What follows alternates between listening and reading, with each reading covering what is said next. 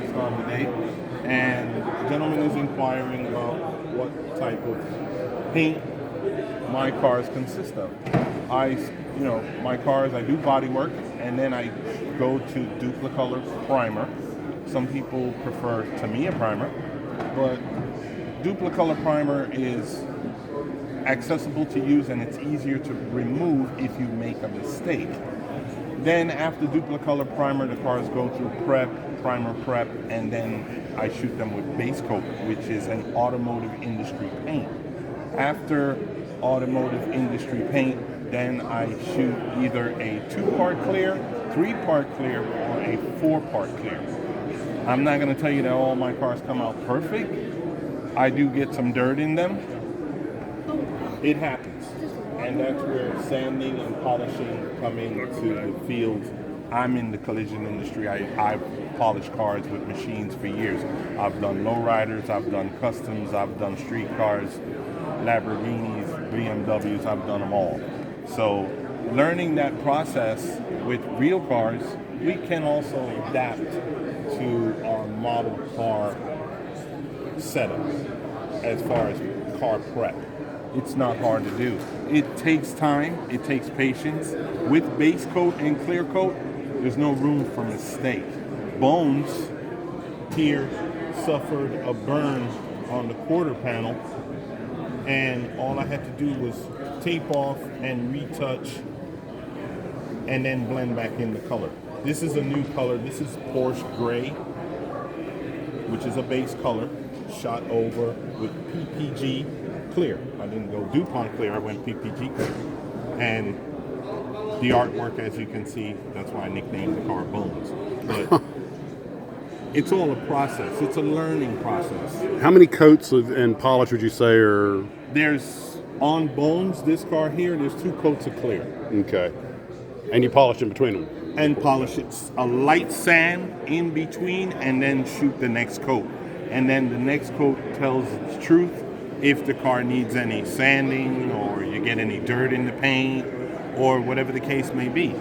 My Cadillac here, this is a 3-month paint job, not only to the lowrider pattern, but to the bodywork of the car. These Cadillac kits, they come with an open sunroof, which you can see there is no more moonroof or sunroof, whichever way you call it. And all rear glass was opened up to give a little more exposure to the interior of the car. The tape work, the base, again, the body work was done, prepped, shot with Duplicolor, sanded, shot with another coat of Duplicolor, and then sanded, and then shot with Orion Silver, which is another base. Orion Silver is the brightest silver that you can get in the automotive industry. So Sweets went down with a silver base, and then tape line began.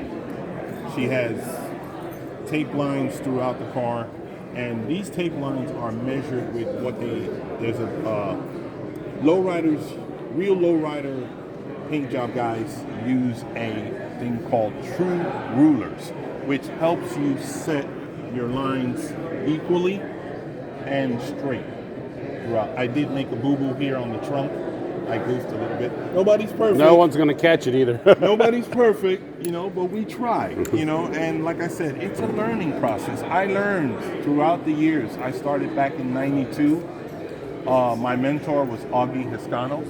A lot of people knew him, very famous, and I learned a lot of things from him. And one of the things that I learned from him was patience. And when you're working with whatever kit you're working with, patience comes into play in every car that you do. I have many here. This is Sweets. This is Bones. That's Lucy. Lucy is a Van Halen tribute. There is a truck and trailer that looks like Eddie's guitar. I catch it. Like it's Kramer. Yeah. Yeah.